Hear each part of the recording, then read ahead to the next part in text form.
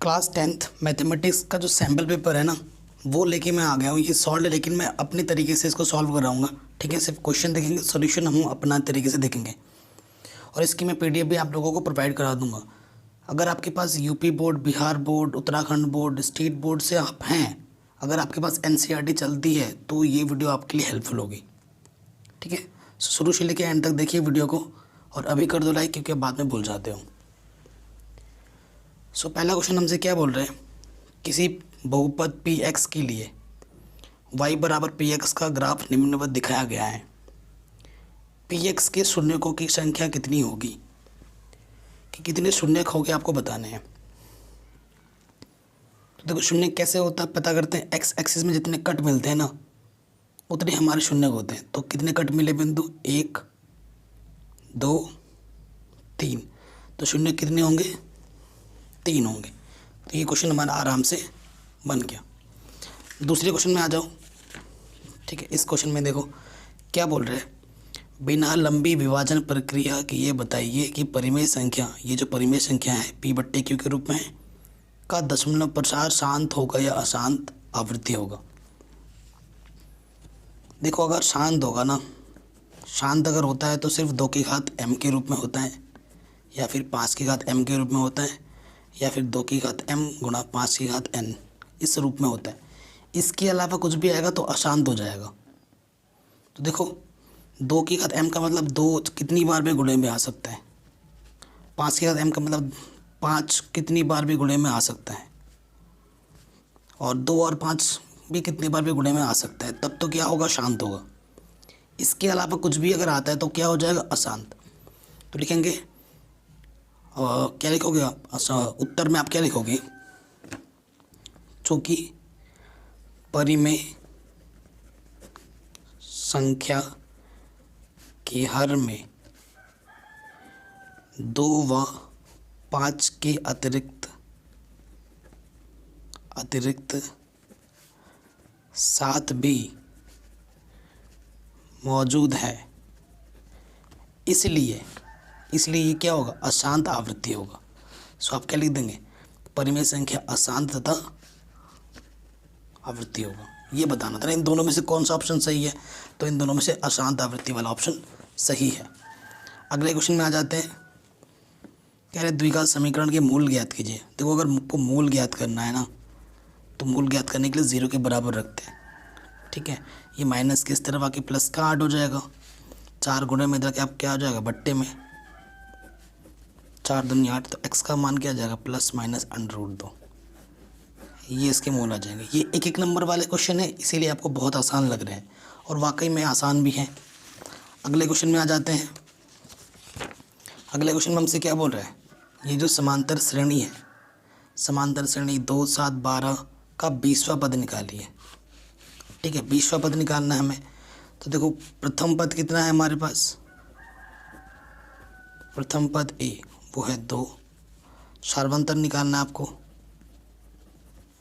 सार्वंतर d यानी कि द्वितीय पद में से प्रथम पद को घटाते हैं तो 5 आ जाएगा। कौन सा पद निकालना है, 20वां पद। 20वां पद प्रश्नानुसार 20वां पद यानी कि a20, ये हमें ज्ञात करना है। तो a20 का मतलब क्या होता है, शॉर्ट ट्रिक समझा रखा है मैंने एनसीईआरटी में। a तो आएगा, 20 से कम कर दो जो भी यहाँ लिखा होता है, 19d।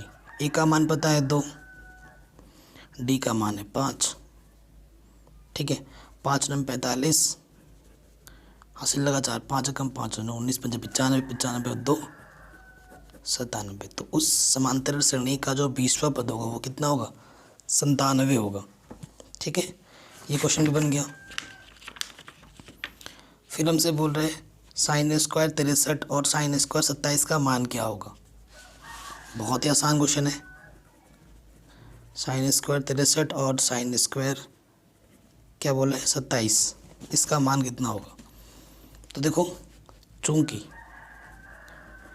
63 और 27 को जब हम जोड़ेंगे तो कितना आएगा, 90 आएगा। और इनके मान त्रिकोणमिति के टेबल पे नहीं पता है हमें, 63 का भी नहीं पता है और 27 का भी नहीं पता है। पता है क्या, नहीं पता है। हम क्या करेंगे, हम करेंगे परिवर्तन, इन दोनों में से किसी एक का परिवर्तन करना होगा। जिस भी दो एंगल को जोड़ने पर 90 मिलता है ना, उन दोनों में से किसी एक को परिवर्तन करना होता है। तो पहला वाला हम वैसे का वैसे ही रख रहे हैं, दूसरे वाले को परिवर्तन कर रहे हैं। साइन 90 में से हम कितना घटाएं कि 27 आ जाए? 63। ठीक है, यहाँ पर स्क्वायर है तो टोटल का स्क्वायर यहाँ लगा दो। और आपने एक फार्मूला पढ़ा होगा, साइन 90 माइनस थीटा क्या होता है? Cos theta. यहाँ थीटा की जगह पर 63 है। पहले वाले में तो कुछ किया ही नहीं हमने, तो साइन 90 माइनस थीटा क्या होता है? Cos theta. थीटा कितना है? 63। और ऊपर स्क्वायर है तो यहाँ पर भी स्क्वायर लग जाएगा। और आपने एक सूत्र और पढ़ा होगा, sine square theta plus cos square theta का मान क्या होता है? 1। मतलब थीटा जो यहाँ पर होगा वही थीटा यहाँ पर होना चाहिए। थीटा का मतलब कोण।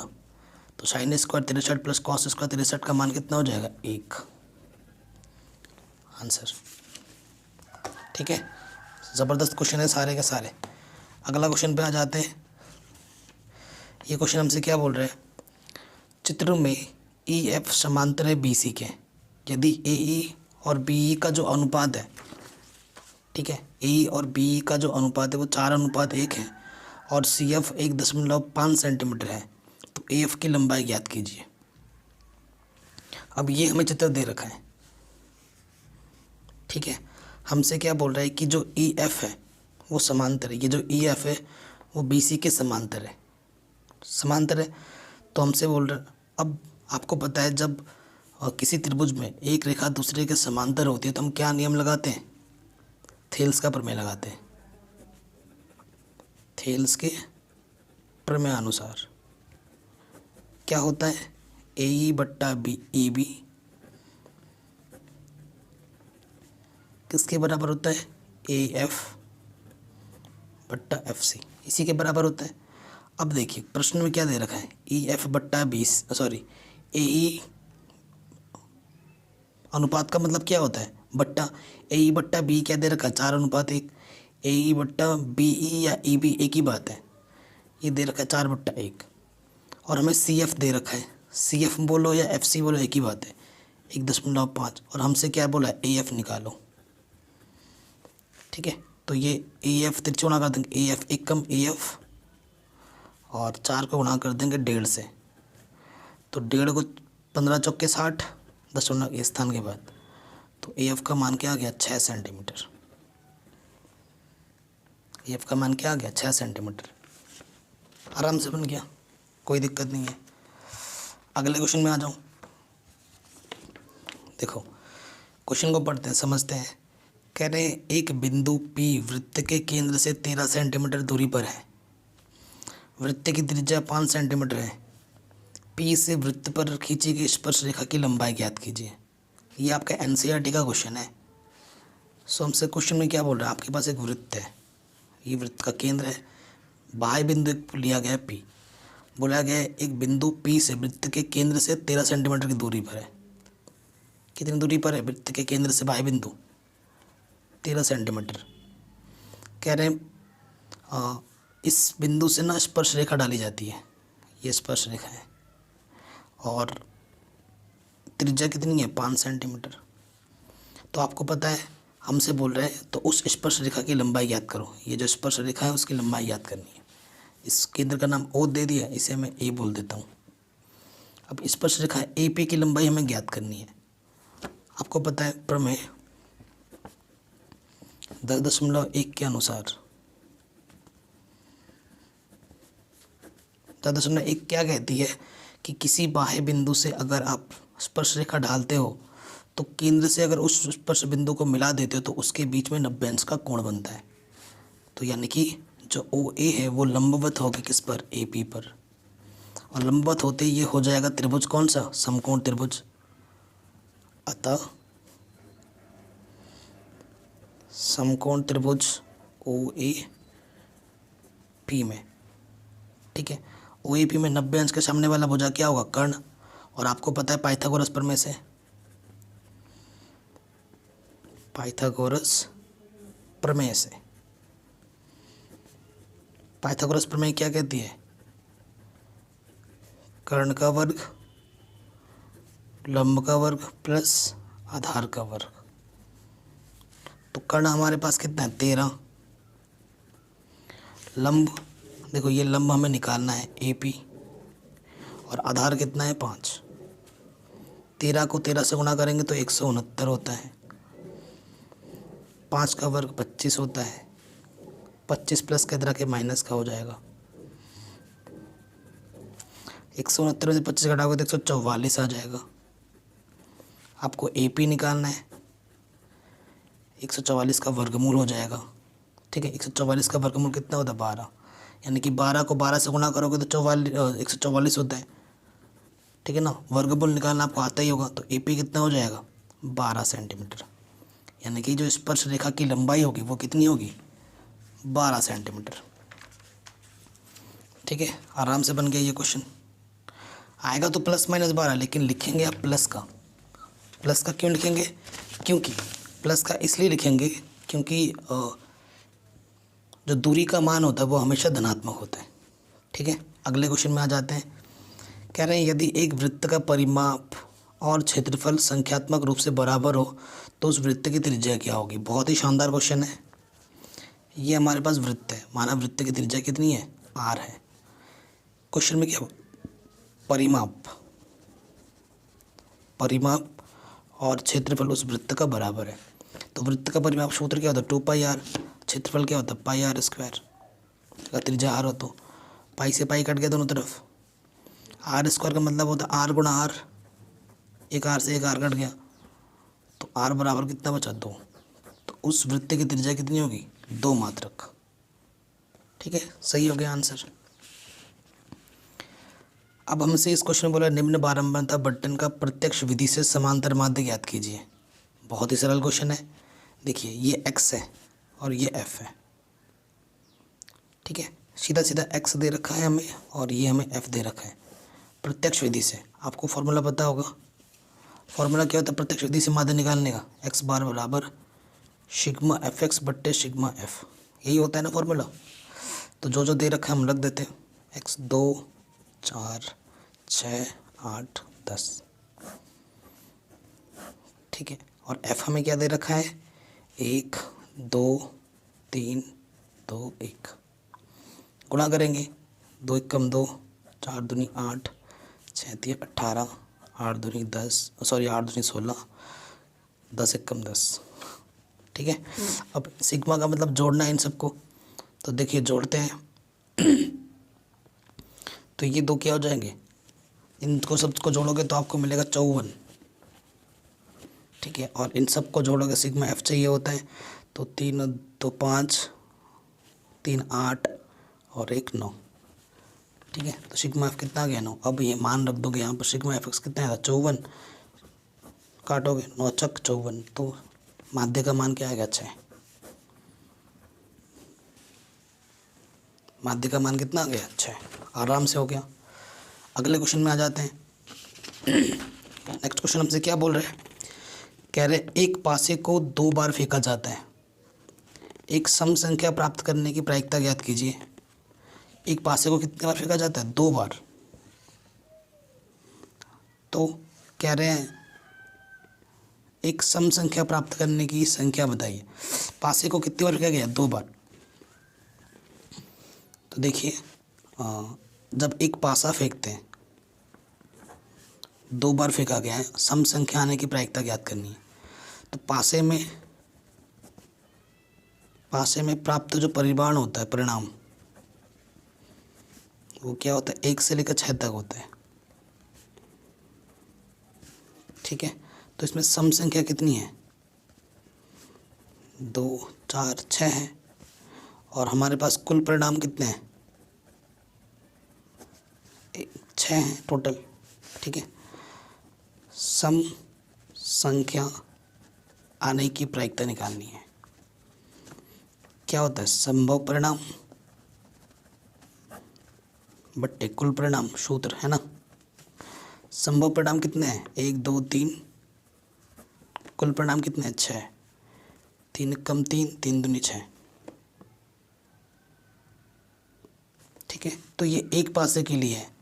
तो 2 पासे के लिए क्या होगा, इसमें ही प्रायिकता का गुणन नियम लगेगा। ठीक है, दो पासे फेंकने पर प्रायिकता के गुणन नियम से, ठीक है। तो दोनों चीज़ सेम है, दो पासे फेंक रहे हो आप, तो 1/2 है, दो पासे लगातार फेंक रहे हो तो उसकी घात 2 कर दो, 3 होता तो 3 कर देता, ठीक है। तो आंसर क्या हो जाएगा, 1 का वर्ग 1, 2 का वर्ग 4, आंसर।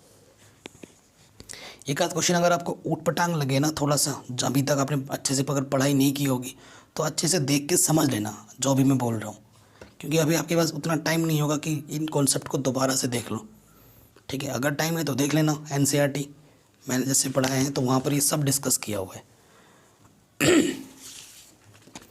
अगले क्वेश्चन में आ जाते हैं। अगले क्वेश्चन में क्या बोल रहा है, दो संख्याओं का अंतर 26 है, मतलब बड़ी संख्याओं में से छोटी संख्या घटाओगे तो 26 आएगी। एक संख्या दूसरी संख्या की 3 गुनी है, संख्याएं ज्ञात कीजिए। बड़ा मस्त क्वेश्चन है और आसान क्वेश्चन है ना। देखिए, तो देखो हमसे दोनों संख्या निकालनी, क्वेश्चन नंबर गया, ये खंड बहुत शुरू हो गया हमारा,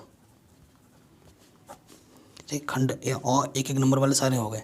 हमसे दो संख्या बोले, एक बड़ी होगी, माना बड़ी संख्या x है, तथा जो छोटी संख्या है ना उसको मैंने y मान लिया, कोई दिक्कत नहीं है। प्रथम शर्तानुसार, प्रथम शर्त में क्या बोला है, संख्याओं का अंतर जो है ना, संख्याओं का अंतर कितना बोला है, 26 है। मतलब बड़ी संख्या में से छोटी संख्या जब आप घटाओगे तो कितना आएगा, 26, ठीक, कोई दिक्कत नहीं है। द्वितीय शर्त में आ जाओ। द्वितीय शर्त में क्या बोला है, द्वितीय शर्त में बोला है कि जो पहली संख्या है दूसरी संख्या की 3 गुनी है, मतलब ये बड़ी संख्या है या छोटी संख्या है, बड़ी संख्या 3 गुनी है छोटी वाली संख्या के, तो ये 3 है और ये 1 है। एक तरीके से अगर 3 गुनी बोले ना तो बराबर लगाना है तो छोटे वाले में गुणा करना पड़ेगा, 3 भाई। अब संख्या ज्ञात करनी, x का मान समीकरण 1 में रख दो, x का मान समीकरण 1 में रखने पर तो x का मान क्या था, 3y रख दिया यहाँ पर, माइनस के y, इधर है 26, 3y में से y घटाएंगे 2y, 2 गुणे में इधर के बट्टे में आ जाएगा, 2 1 कम 2, 2 3 6, तो y का मान क्या आ गया, 13, यानी कि छोटी संख्या कितनी है, 13 है, ठीक है। समीकरण 2 से x बराबर 3y था, y का मान 13 है, 13 3 39, यानी कि बड़ी संख्या कितनी है, 39 है, और छोटी संख्या कितनी आई थी, 13। इसमें से इसको घटा के देखो 26 आएगा, ठीक है। और ये चीज़ भी हो गई। अगले क्वेश्चन में आ जाओ।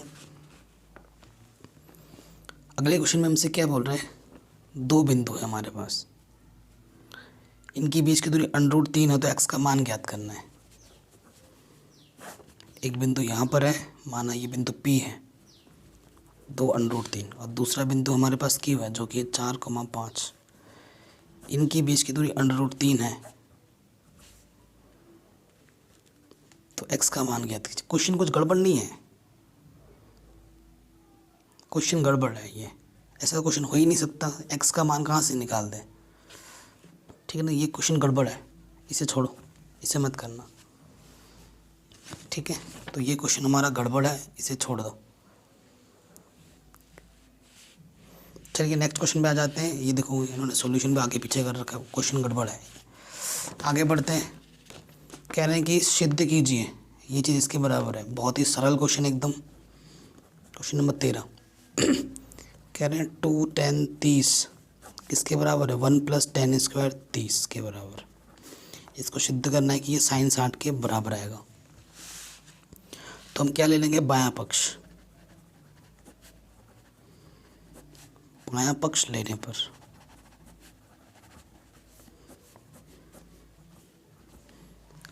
ठीक, बायां पक्ष ले लोगे तो जब जैसे ही आप बायां पक्ष लोगे, देखो मान रखना है, पहले लिख लेंगे बायां पक्ष 2 tan 30 बट्टा 1 1 प्लस tan स्क्वायर 30। अब आपको मान पता होना चाहिए भाई। tan 30 का मान 1/√3 होता है। अब ढंग से मान रखना है आपको और सरल करना है। ऊपर पर गुणा होगी 2 कम 2 बट्टे में √3। एक का वर्ग 1 होता है, √3 का वर्ग 3 होता है, √ हट जाता है। देखो ऊपर तो 2/3 है, अब इसके बट्टे में कुछ नहीं तो 1 ले लो, लॉस ऊपर गया जगह 3 कम 3, इसकी गुणा इसके साथ 3 कम 3, इसकी गुणा इसके साथ 1 कम 1, 2/3 4/3, इसके बट्टे में 3 है, इसके बट्टे में 3 है, 3 से 3 कटा, 2/4 बचा, 2 1 कम 2 2 दूनी 4, 1/2 आया। 1/2 किसका मान होता है? साइन 60 का।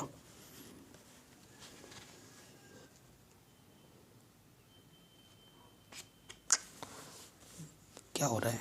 अरे भयंकर गड़बड़ हो गई, गड़बड़, सॉरी गाइस, ये √3 था, मैंने 3 लिख दिया था, ठीक है, मेरी गलती है, आई एम सॉरी गाइस।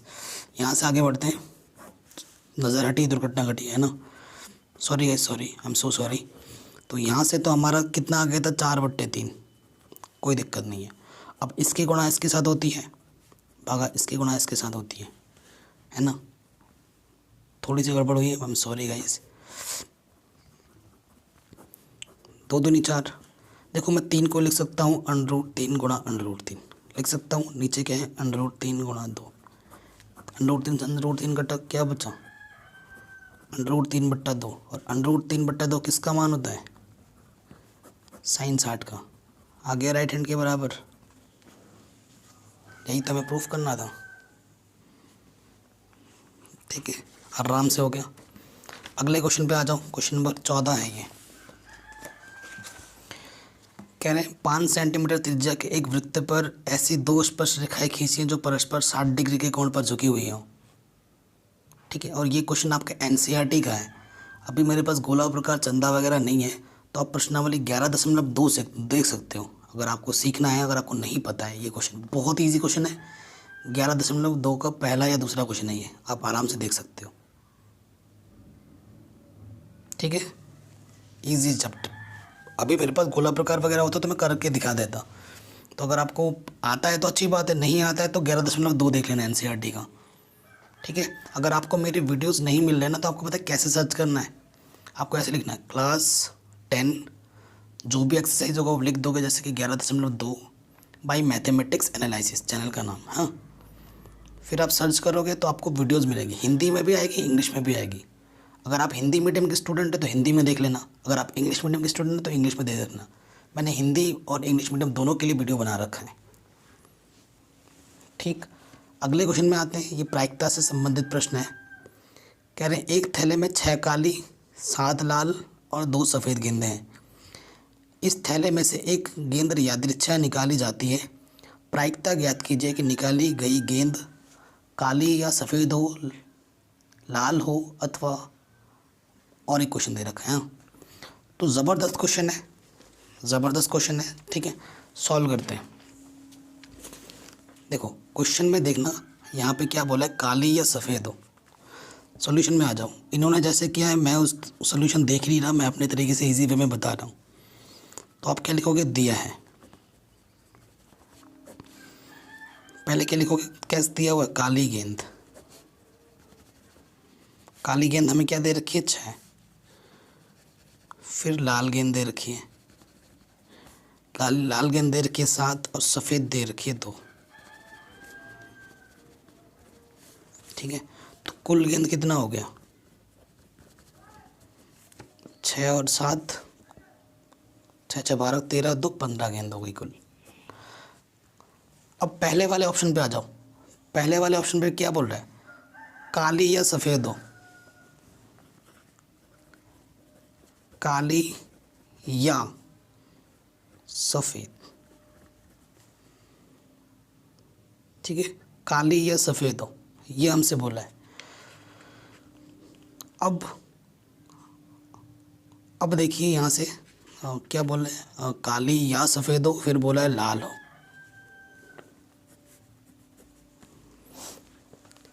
अब हमसे बोल रहा है कि जो गेंद निकालनी या तो काली आए या साद लाल आए, या बोला है। अब इन्होंने क्वेश्चन यहाँ गड़बड़ कर रखा है, ये आंसर नहीं है इसका। अब यहाँ से अगर आंसर देखने लग गए तो ये आंसर इन्होंने गलत किया है। ये जो भी राइटर हैं इन्होंने गलत कर रखा है ये चीज़। यहाँ पे मैं देख रहा था बहुत से क्वेश्चन के सोल्यूशन इन्होंने गलत किए हैं, मतलब जिनसे इन्होंने बुक छपवाई है क्वेश्चन तो देख लिए लेकिन इनको आंसर लिखना नहीं आता है। ठीक है, अब मैं आपको बता रहा हूँ, या जब भी आएगा ना तो धनाधन लगता है। आपको प्रायिकता निकालनी है काली की प्लस प्रायिकता निकालनी है सफ़ेद की, और उन दोनों को जोड़ देना है। ठीक है, काली आपको पता है संभव परिणाम बट्टे कुल परिणाम सूत्र होता है, तो काली कितने हमारे पास संभव परिणाम 6, कुल परिणाम 15।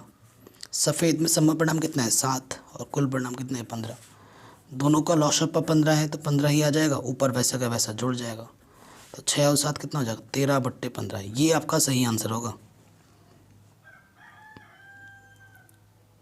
ठीक, ये आपका सही आंसर होगा। सेकंड वाले में क्या लाल हो, लाल होने की प्रायिकता निकालने के लिए बोल रहे हैं। लाल हो, प्रायिकता लाल की निकालनी है, तो सूत्र तो आपको पता ही है, संभव परिणाम बट्टे कुल परिणाम। तो लाल गेंद कितने थे क्वेश्चन में, लाल गेंद हमारे पास थे 7 और कुल परिणाम कितने 15, तो आंसर क्या आएगा 7 बट्टे 15। आराम से हो गया, कोई दिक्कत नहीं है। ठीक है, सो इसी वजह से मैं ना क्वेश्चन का सोल्यूशन नहीं देख रहा हूँ, सिर्फ क्वेश्चन देख रहा हूँ और मैं आपको अपने तरीके से सोल्यूशन बताना चाह रहा हूँ। अब यहाँ पे देखो, ये मस्त क्वेश्चन है, मोस्ट इंपॉर्टेंट क्वेश्चन है 16। ठीक है, कह रहे हैं यूक्लिड विभाजन एल्गोरिथम का प्रयोग करके 275, 225, 175 का HCF ज्ञात कीजिए। आपने जो NCERT में क्वेश्चन सीखा है 2 अंकों का सीखा है और यहाँ 3 अंक आ गए। अब आप क्या करेंगे, है ना। सो सॉल्यूशन में जाओगे। ठीक है, यहाँ पर सबसे एक छोटा है उससे बड़ा है, देखिए इन्होंने कैसे किया है, वैसे तो रहने दीजिए। आप क्या करेंगे, कोई सा भी 2 ले लो, क्या करो कोई सा भी 2 ले लो, उसका जो HCF आएगा उसका फिर उसके साथ आपको निकालना है।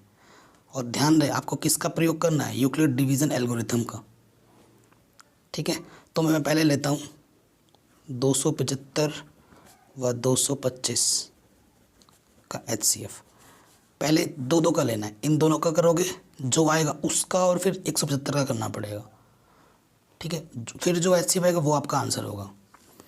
तो देखो, चूँकि 275 बड़ा है 225 से, तो हम क्या करेंगे, यहाँ लिखेंगे यूक्लिड विभाजन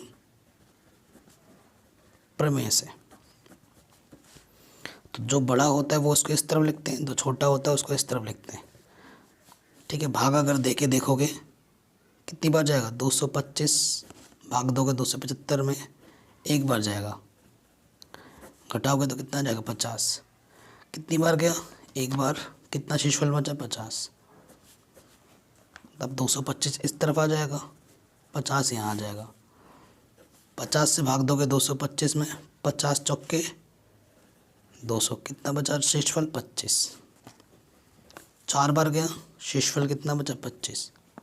हमें तब तक करना है जब तक कि शेषफल 0 ना आ जाए।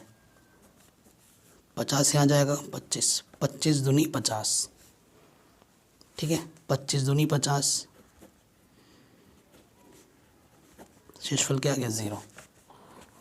ठीक है, तो जब 0 आता है ना, जस्ट उसके ऊपर वाला जो शेषफल होता है वो आपका क्या होता है HCF, या फिर वह अंतिम संख्या जिससे आपने भाग दिया था तब जाके आपको 0 मिला था, वो आपका HCF होता है। तो यहाँ पर HCF जो आया है 275 और 225 का, वो कितना है 25। अब 25 और 175 का क्या निकालना है, HCF निकालना है। फिर तीनों नंबर का वही HCF होगा, और मैं अभी बता रहा हूँ इसका आंसर कितना आएगा 25 आएगा। देखिए पुनः यूक्लिड विभाजन प्रमेय से ऐसे लिखना पड़ेगा आपको। ठीक है, 175 बड़ा है, छोटा वाला यहाँ आ जाएगा, 25 भाग देंगे 175 में, तो 25 छंग 150, 25 सत्ते 175, शेषफल क्या आ गया 0। तो तो 7 बार गया और शेषफल 0 आ गया। तो वह अंतिम संख्या जिससे आपने भाग दिया था वही एचसीएफ होता है। किससे भाग दिया था? 25 से। तो एचसीएफ कितना आ गया? 25। ठीक है, तो तीनों संख्याओं का जो एचसीएफ होगा वो कितना होगा? 25 होगा। ठीक है, ये क्वेश्चन भी हमारा आराम से बन गया। अब आते हैं नेक्स्ट क्वेश्चन में। ऑप्शन में भी दे रखा है, ठीक है। हमेशा यह ध्यान रखना कि अगर आपको 2 क्वेश्चन दे रखे हैं तो दोनों में से जो इजी हो उसको ही करना। शाणा मतने की ज़रूरत नहीं है हमें कि भाई जो ये टफ़ है मैं टफ़ वाला करूँगा, एग्जामिनर मेरे से खुश हो जाएगा। ऐसी बेवकूफ़ी मत करना। आपके लिए हर एक सेकंड कीमती है, ठीक है। तो जो इजी हो वही करना, बड़ा वाला करने की ज़रूरत नहीं, क्योंकि उस पर टाइम वेस्ट हो जाएगा आपका। फिर आगे चल के क्वेश्चन में जिसमें टाइम ज़्यादा लगेगा वहाँ पर आप कवर नहीं कर पाओगे। यही तो खेल होता है स्मार्ट स्टूडेंट का, ठीक है। टॉपर को यही सीक्रेट होता है। तो ज़्यादा छाड़ा बनने की कोशिश नहीं करनी है हमें स्मार्ट तरीके से खेलना है, क्योंकि ये भी उतने ही नंबर का है और ये भी उतने ही नंबर का है। और अगर आप देखोगे तो ये जो अथवा वाला क्वेश्चन है वो ज़्यादा ईजी था, इसमें बहुत टाइम लग गया हमारा। तो एग्ज़ाम में अगर दोनों दे रखा होगा तो आपको वो क्वेश्चन हल करना है जिसमें टाइम कम लग रहा हो। आता आपको दोनों है, कोई दिक्कत नहीं है, लेकिन वो करना जो ईजी हो, जो टाइम कम ले रहा हो। ये क्वेश्चन हमसे क्या बोल रहे हैं? यदि 1261 और 1067 का एचसीएफ 97 हो तो एलसीएम क्या होगा? तो इसमें एक नियम आपने पढ़ रखा होगा कि प्रथम संख्या गुणा द्वितीय संख्या क्या होता है? एचसीएफ गुणा एलसीएम। ये नियम पढ़ा है ना आपने। तो प्रथम संख्या हमारी क्या है? 1261। द्वितीय संख्या हमारी क्या है? ये हमें एचसीएफ दे रखा है 97, हमें निकालना है एलसीएम। ये 97 यहाँ गुणे में है, इधर आके क्या हो जाएगी? बट्टे में। बता सकते हैं कितनी बार जाएगा? कौन सा कटेगा? 97 से काटो, ठीक है। तो इसको जब आप हल करोगे ना आपको आपका आंसर मिलेगा, ठीक है। 97 से भाग दे देना, कटना पिटना वो आप पर है। इसको आप हल करोगे आपको आपका आंसर मिल जाएगा,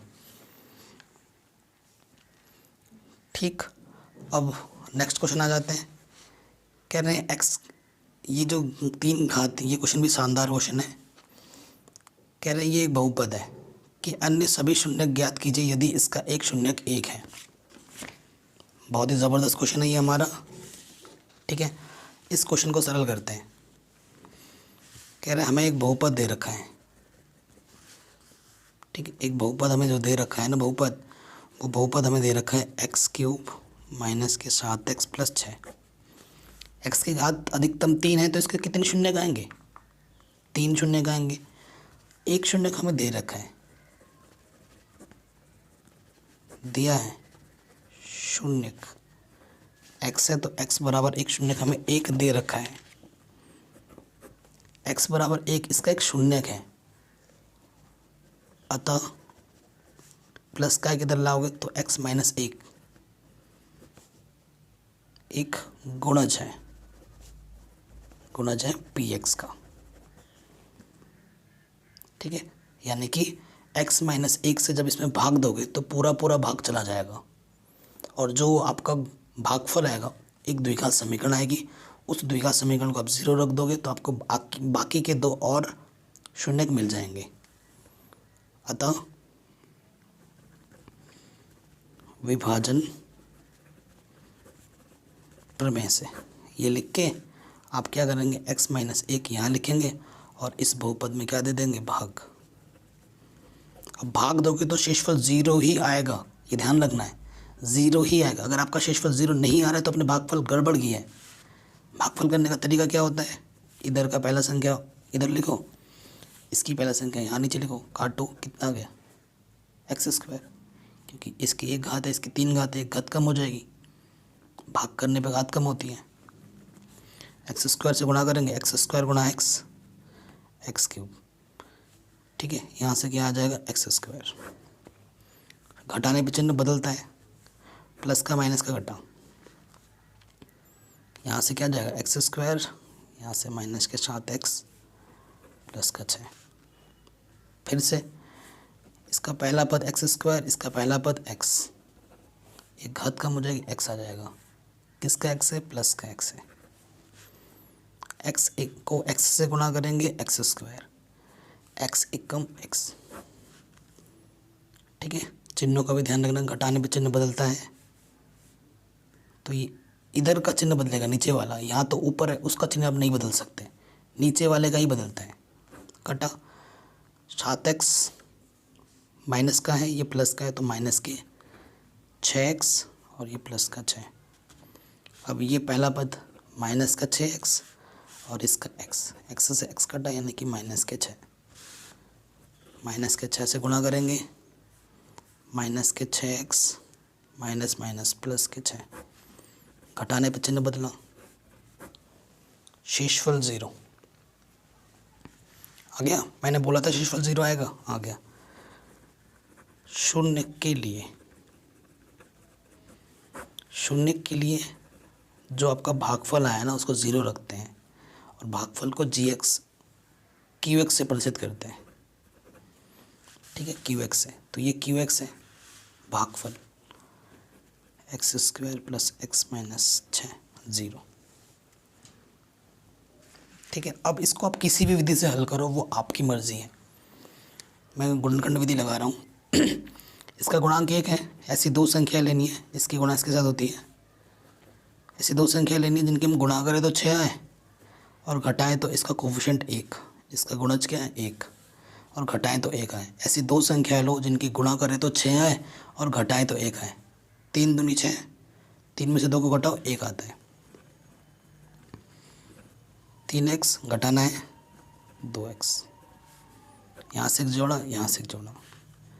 इस जोड़े में क्या कॉमन है x, दोनों में भाग चला जाएगा x, यहाँ से 3, इधर से क्या है दोनों में भाग जाएगा 2, यहाँ से x बचेगा, बाहर नेगेटिव है तो चिन्ह बदल जाएगा अंदर, 2 3 6। जो 2 बार है देखो सेम टू सेम आ रहा है तो आपने सही किया है, अगर ये और ये अलग अलग आ रहे हैं तो आपने गलत किया है। जो 2 बार है उसे 1 बार लिखते हैं गुणनखंड बनाने के लिए, और जो आपने कॉमन निकाला है उसको दूसरे ब्रैकेट में चिन्ह सहित। एक बार इस गुणज को 0 लोगे तो प्लस का 3 उधर जाके क्या हो जाएगा माइनस के 3, एक आंसर ये आ गया। यदि x माइनस 2 0 लोगे, ये माइनस का 2 उधर जाके क्या हो जाएगा प्लस का 2, दूसरा आंसर ये आ गया। एक शून्य हमें दे रखा था, बाकी के 2 शून्य हमने और निकाल दिए। ठीक है, मस्त क्वेश्चन था ये। चलिए आगे बढ़ते हैं नेक्स्ट क्वेश्चन में, 18वां। ये भी ज़बरदस्त क्वेश्चन है। क्या बोल रहा है क्वेश्चन, के किस मान के लिए निम्न रैखिक समीकरणों के युग्म के अपरिमित रूप से अनेक हल होंगे। हमसे बोला है कि अपरिमित रूप से अनेक हल होंगे। समीकरण कहाँ है, ये 2 समीकरण है, कह रहे हैं अपरिमित रूप से अनेक हल होंगे। एक समीकरण ये है, वह जो दूसरा समीकरण है वो ये है 12x ky माइनस के इक्वल 0, ये दूसरा समीकरण है। तो देखो यहाँ a1 यानी कि ये, b1 यानी कि y का गुणांक 3 और c1 यहाँ क्या है माइनस के, चिन्हों का भी ध्यान रखना है। यह है a2 इसका गुणांक 12, b2 y का गुणांक माइनस के सॉरी प्लस के और c2 क्या माइनस के। ठीक है, अपरिमित रूप से अनेक हलों, अपरिमित रूप से अनेक हल के लिए। देखो अपरिमित रूप से अनेक हल कब होता है, जब क्या होता है, समपाती रेखाएं होती हैं। और अब समपाती रेखा की कंडीशन क्या है कि a1 बट्टा a2 बराबर होता है b1 बट्टा b2 के बराबर होता है c1 बट्टा c2 के। ठीक है, तब क्या होता है, समपाती रेखाएं होती है और इसके अपरिमित रूप से अनेक हल होते हैं। तो मान रखो a1 है k, a2 है 12, b1 है 3, b2 है k, c1 है ये एंड c2 है माइनस के। आपको k का मान निकालना है तो इन दोनों को बराबर ले लेते हैं, क्योंकि सभी आपस में बराबर हैं। यदि के बट्टे 12 बराबर 3 बट्टे के, तिरछे गुणा करेंगे, के गुणा के स्क्वायर, 12 तिया 36। के का मान निकालना है, प्लस माइनस √36। 36 का वर्गमूल क्या होता है, 6 गुणा 6, 6 छंग 36 होता है ना, 6 आ जाएगा। तो के का मान क्या होगा, प्लस माइनस 6। ये हमारा आंसर आ जाएगा। ठीक, ये हमारा क्या आ जाएगा आंसर। आराम से बन गया ये क्वेश्चन। ठीक, अगले क्वेश्चन में आ जाते हैं। क्वेश्चन नंबर 19 क्या बोल रहा है हमसे, एक आदमी पहले दिन 32 रुपये, दूसरे दिन 36 रुपये, तीसरे दिन 40 रुपये बचाता है। ठीक है, यदि वह अपनी बचतों को इस क्रम में जारी रखता है तो कितने दिनों में उसकी कुल बचत 2000 होगी। तो क्वेश्चन क्या बोल रहा है कि देखो, पहले दिन उसकी आम बचत कितनी थी, 32 रुपये थी। यानी कि अगर ढंग से देखो, ये एपी का क्वेश्चन है। पहले दिन की बचत 32 थी, दूसरे दिन 36, फिर 40। कह रहे हैं कितने दिनों में उसकी कुल बचत का मतलब इसको जोड़ के सारे बचत कितने हो जाएंगे, 2000। यानी कि एशन कुल बचत बोला ना, कुल का मतलब क्या होता है, योगफल से होता है। तो एशन आपको 2000 दे रखा है। यहाँ पे जो आपका प्रथम पद है वो आपका कितना है, 32 है। और आपका जो कॉमन डिफरेंस सार्वंतर जो है, प्रथम पद तो 32 है एपी का, द्वितीय पद में से आप प्रथम पद घटाओगे तो आपको 4 मिलेगा, 4 का अंतर है। ठीक है ना। तो कितने दिनों में जाके होगा, आपको क्या निकालना है, एन निकालना है। आपको क्या निकालना है, एन निकालना है। तो देखो, अगर एन निकालना है तो एशन का फॉर्मूला क्या होता है, n/2 2a plus n-1 into D, ये होता है। एशन हमें दे रखा है 2000, एन हमें ज्ञात करना है, ए हमें 32 दे रखा है, n-1 डी हमें मिला है 4। ठीक है, इधर ये बट्टे के इधर के क्या हो जाएगा, गुणे में। आप चाहो तो यहाँ से भी ले सकते हो, 2 के ले लिया कॉमन, यहाँ से 32 बचेगा और यहाँ से 2 दूनी 4, तो अंदर बचेगा n-1। 2 से 2 कैंसिल, देखो 32, 2 से अंदर गुणा करेंगे, 2n-2। तो 32 में से 2 घटाएंगे, 30 हो जाएगा, प्लस का 2n। ठीक है, n से अंदर गुणा करोगे 2n² प्लस 30n, और इधर है 2000। अगर आप ढंग से देखें तो यहाँ से 2 कॉमन भी हैं, है ना। 2 कॉमन निकालो, यहाँ 15n आ जाएगा, है ना। और इधर 2000, 2 1 कम 2 1000, यानी कि n² प्लस 15n, ये प्लस का 1000 इधर आके क्या हो जाएगा, माइनस का 1000। अब ये आप पर निर्भर है कि आप क्वेश्चन को कैसे सॉल्व करते हो। ठीक है, हमारे पास ये द्विघात समीकरण आ गई, अब हल करना है आपको बस इसको।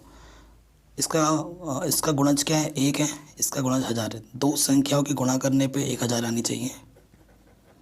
ठीक है, ऐसी 2 संख्या लो जिनको आप गुणा करें तो 1000 आए और घटाए तो 15 है। घटाए तो कितना है, 15 है। ये चीज़ आपको देखनी पड़ेगी कि वो तो नंबर क्या होंगे। और हल करने के आपकी कोई से भी मेथड लो, गुणनखंड करो, ठीक है, गुणनखंड विधि कर लगाओ या जो भी लगाओ,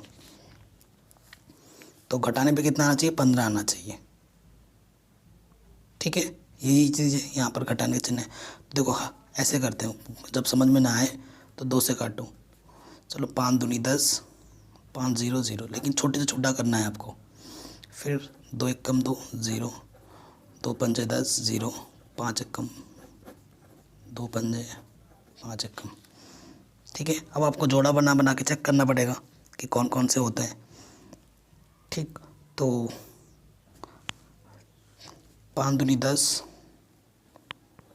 10 चौके 40। ठीक है, 5 दूनी 10, 10 चौके 40, और कौन कौन सा बच गया, 5 बचे 25। 40 और देखो, 40 और 25 के गुणा करोगे आपको 1000 मिलेगा, और 40 में से 25 घटाओगे तो आपको 15 मिलेगा। ठीक है, तो जोड़ा बन गया आपका। 40n घटाने का चिन्ह है, कितना घटाना, 25। अगर इसको आप सरल भी करते हो ना तो आपको यही मिलने वाला है, एक जोड़ा यहाँ से, एक जोड़ा यहाँ से। इस जोड़े से n उभयनिष्ठ 2 है, 1 बाहर आ गया, यहाँ से n बाहर है तो ऐसे 40 बचा, 25 n बचेगा, 25 नेगेटिव है तो पॉजिटिव हो जाएगा क्योंकि बाहर नेगेटिव है, और यहाँ 40 है तो यहाँ 40 ही आएगा, भाग दोगे तो जो 2 बार है उसको आप 1 बार लिखते हो, ठीक, और आप जो उभयनिष्ठ आपने जो निकाला है उसको दूसरे ब्रैकेट में लिखते हो। अब इसको एक बार इसको 0 लेना है, n + 40 = 0, प्लस का 40 रखे क्या हो जाएगा माइनस के 40 आंसर। यदि n - 25 = 0 लिखते हो तो माइनस के 25 इधर आके क्या हो जाएगा प्लस के 25 0, ठीक है। सो n का मान कभी भी ऋणात्मक नहीं होता है तो ये तो आपका आंसर हो ही नहीं सकता। आपका आंसर क्या होगा 25 दिनों में 2000 रुपये हो जाएंगे उसके, ठीक है। तो ये आपका सही आंसर हो जाएगा। एपी में कभी भी n का मान ऋणात्मक नहीं होता है, बट्टी भी नहीं होता है, दशमलव में नहीं होता है, ठीक है, ये ध्यान रखना। अगला क्वेश्चन है ट्रिग्नोमेट्री का। इसमें इन दोनों क्वेश्चनों को सिद्ध करना है हमें। क्वेश्चन नंबर 20वां है ये, ठीक है, बहुत ही इजी प्रॉब्लम है। चलिए सॉल्व करते हैं। ट्रिग्नोमेट्री का है।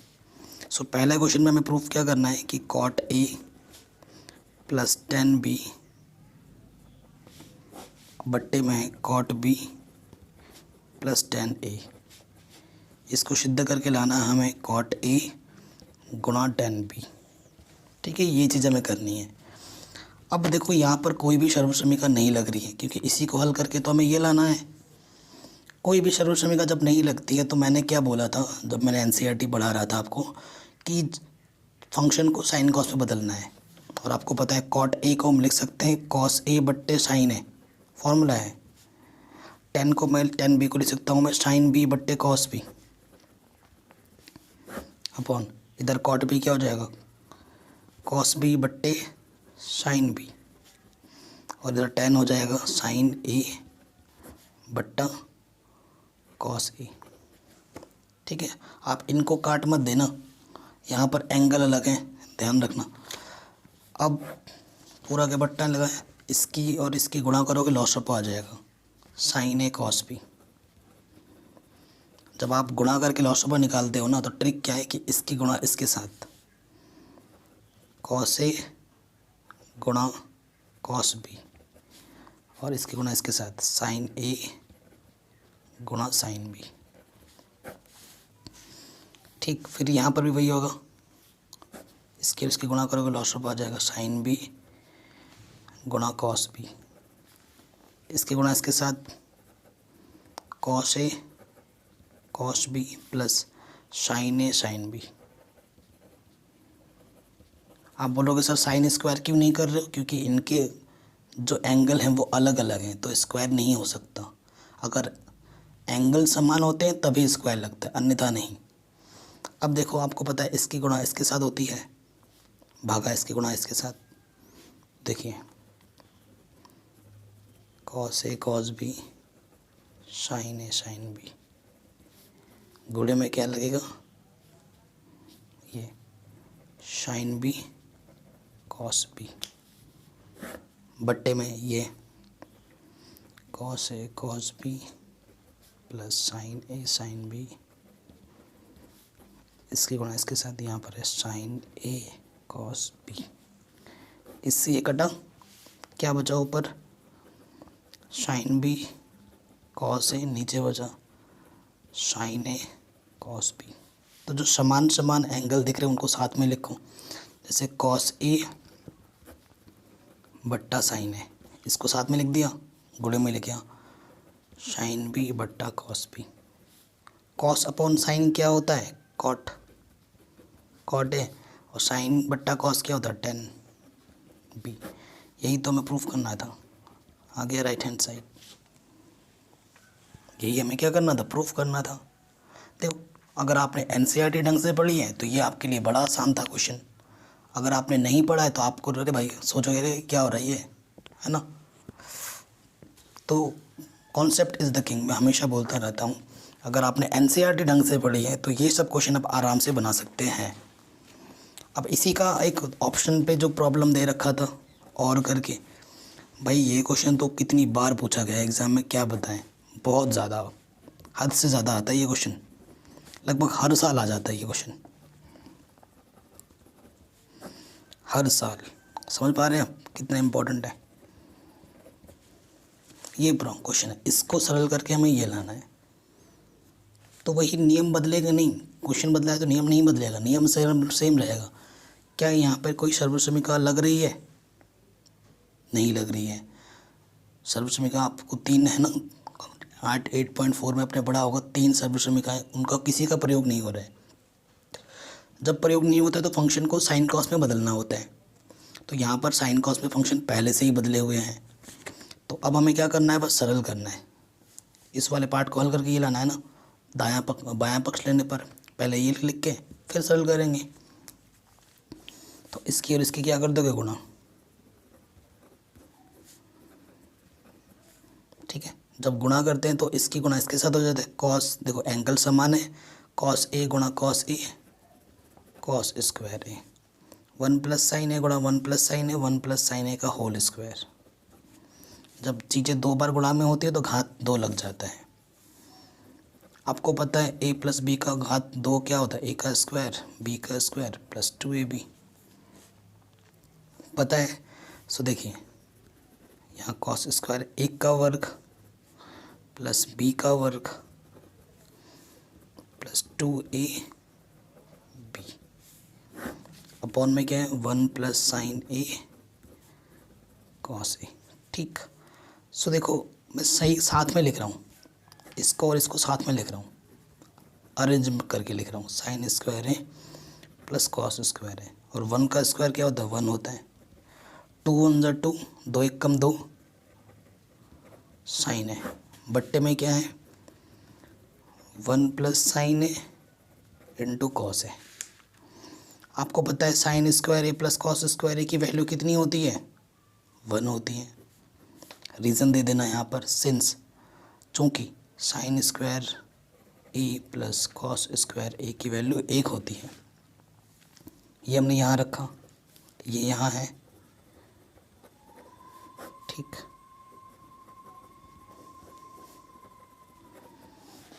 एक और एक कितना हो जाएगा, 2, और यहाँ पर 2 साइन ए है, नीचे है 1 plus sign A cos A, ऊपर से देखो 2 उभयनिष्ठ है, 2 1 कम 2 पूरा बाहर आ गया, दिए 2 बाहर आ गए, यहाँ से क्या बचा साइन ए, बट्टे में क्या है 1 प्लस साइन ए गुणा कॉस ए, ऊपर नीचे है कट गया, क्या बचा 2, 2 1 कम 2 हटा देना, 2 गुणा 1 बट्टा कॉस है, और आपको पता है 1 बट्टा कॉस ए क्या होता है, सेक है, और यही तो आपको प्रूफ करना था, यही आपको क्या करना था, प्रूफ करना था, जो कि आपने आराम से कर दिया। ठीक है, आराम से बन गया ये क्वेश्चन भी। चलिए अब आगे बढ़ते हैं, नेक्स्ट क्वेश्चन।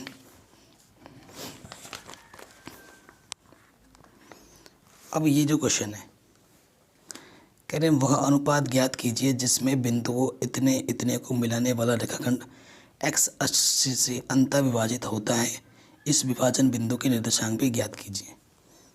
इन्होंने पता नहीं कैसे किया, मैं आपको एकदम सरल तरीके से समझाऊंगा। क्या बोला है देखो, क्वेश्चन नंबर 21, आपके पास ना 2 बिंदु दे रखे, एक बिंदु ए है, एक बिंदु बी है। एक बिंदु के जो निर्देशांक है वो 6,4 है, और जो बी बिंदु के निर्देशांक है वो -1,7 है। एक्स अक्ष पर एक बिंदु कटा है, माना कि वो बिंदु पी है। एक्स अक्ष के लिए वाई हमेशा 0 होता है, यहाँ पे लिख देना प्रश्नानुसार एक्स अक्ष के लिए वाई 0 तो बिंदु क्या हो जाएगा, ऐसे लिख देना, माना बिंदु पी एक्स, 0 है, और आपको यही एक्स निकालना है। ठीक है, अंतः विभाजन बोला है, माना कि जो विभाजन है ना, ये m1 अनुपात में और ये m2 अनुपात में घटा है, यहाँ से लेकर यहाँ तक m1 और यहाँ से लेकर यहाँ तक m2। अब देखो आपको m1 और m2 पता नहीं है, आप विभाजन सूत्र लगा के x का मान निकाल नहीं सकते, तो पहले m1 और m2 पता करना होगा। माना वो बिंदु p x,0 है जो m1 अनुपात m2 में विभक्त है, ये लिख दोगे आप। अब आप x का मान निकालने के लिए आपको m1 और m2 का मान पता होना ज़रूरी है, और m1 और m2 का मान निकालने के लिए, ठीक है, विभाजन बिंदु में जो आंकिक मान होता है ना, उसकी मदद लेनी पड़ती है। तो आप लिखेंगे विभाजन सूत्र से, विभाजन सूत्र से। विभाजन सूत्र क्या होता है? y के लिए m1 y2 m2 y1 m1 plus m2, ठीक है, ये फॉर्मूला होता है। m1 कितना है हमारे पास पता नहीं, y कोऑर्डिनेट हमारा क्या है 0 है ना, यहाँ पे 0 रख दिया। देखो ये मेरा x1 है, ये मेरा y1 है, ये मेरा x2 है, ये मेरा y2 है। तो y2 कितना है मेरा -7, m2 पता नहीं, y1 कितना है 4, नीचे क्या है m1 प्लस m2, ठीक है। तो तिरछे गुणा करेंगे, इसके बट्टे में 1 ले लो। किसी भी संख्या को 0 से गुणा करते 0 हो जाता है, और किसी भी संख्या को 1 से गुणा करते वही रहता है। तो यहाँ से आ जाएगा -7m1 और यहाँ से आ जाएगा 4m2। -7 इधर आके क्या हो जाएगा +7m1, 4m2 है ना। तो ये 7m1 ये गुणे में है, इधर आके क्या हो जाएगा बट्टे में, और ये गुणे में है, इधर आके क्या हो जाएगा बट्टे में, ठीक। तो अनुपात का, बट्टे का मतलब होता है अनुपात,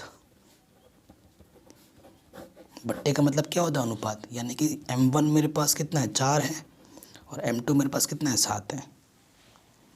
जो मेरे को दिक्कत आ रही थी कि मेरे को m1 और m2 नहीं पता है, वो मैंने निकाल दिए, वो मैंने आराम से निकाल दिए, कोई दिक्कत नहीं है।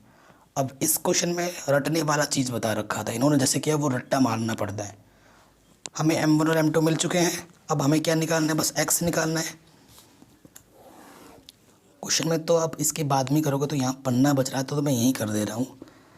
अतः x, विभाजन सूत्र से फॉर्मूला क्या होता है m1 x2 m2 x1 m1 plus m2। तो m1 कितना है 4, x2 कितना है 1, m2 कितना है 7, x1 कितना है 6, m1 प्लस m2 4 प्लस 7, 4 एकम 4, 7 छंग 42, 11, 42 और 4 46 बट्टे 11, मिल गया x का मान। अतः बिंदु P हमने क्या माना था x,0, x का मान क्या आएगा 46,11 और 46 बट्टे 11,0, ये आपका आंसर आ जाएगा। ये आपका क्या आ जाएगा आंसर आ जाएगा, इजीली बन गया। किसी भी क्वेश्चन में अगर प्रॉब्लम हो तो आप एक बार दोबारा इस क्वेश्चन को देख सकते हो, आराम से हो जाएगा, ठीक है। क्या हो जाएगा आराम से हो जाएगा। क्वेश्चन नंबर कौन सा हो गया 21 भी ख़त्म। अब आते हैं 22 में। देखिए ये क्वेश्चन नंबर 22 हमारा कह रहे हैं k का मान ज्ञात कीजिए यदि बिंदु 3 बिंदु दे रखें 1 2 3 संरेखी हैं। संरेखी का मतलब क्या होता है, सभी बिंदु एक ही लाइन पे हो, एक ही रेखा पर हो। अगर आपको संरेखी का मतलब नहीं पता, हमें a b c यहीं दे रखे हैं। ये मेरा a है जो कि है k, -1, ये मेरा b है जो कि है 5,7 और ये मेरा c है जो कि है 8,11। अब ये त्रिभुज कभी बनाएगा क्या, नहीं बनाएगा। तो संरेख बोला है, तो इस क्वेश्चन को वैसे करने के बहुत तरीके हैं, लेकिन त्रिभुज का कॉन्सेप्ट से इजी पड़ेगा। संरेख है, त्रिभुज तो कभी बनाएगा नहीं, यानी कि त्रिभुज का क्षेत्रफल बनेगा नहीं, तो क्षेत्रफल क्या है 0 है। चूँकि संरेख के लिए त्रिभुज का क्षेत्रफल क्या होता है 0 होता है। और त्रिभुज का क्षेत्रफल मतलब ये मेरा क्या x1 है, ये y1, ये x2, ये y2, ये x3, ये y3। सूत्र में लिख देता हूँ, आपको पता ही होगा सूत्र वैसे तो। यहाँ x1 y2 minus y3, x2 y3 minus y1, x3 y1 minus y2 0। तरीका क्या है देखो, x1 से शुरू करो, x1 के बाद y2, y2 के बाद y3 आएगा, ठीक है। यहाँ y3 पे ख़त्म हुआ तो y3 शुरू करो, यहाँ x1 था तो यहाँ x2 आएगा, y3 के बाद y1 आएगा, y1 पे ख़त्म हुआ तो y1 से शुरू करना है, y1 के बाद y2 आएगा, यहाँ x2 था तो यहाँ x3 आएगा, ठीक है। ऐसे याद हो जाता है। अब मान रखो ये 1/2 इधर गुणे में है, इधर आके बट्टे में आ जाएगा तो काम ख़त्म इसका। तो यहाँ से क्या बचा, मान रख रहे हैं x1 का मान कितना है k। अब ऊपर से देख के मैं मान रख रहा हूँ, ठीक है, फटाफट।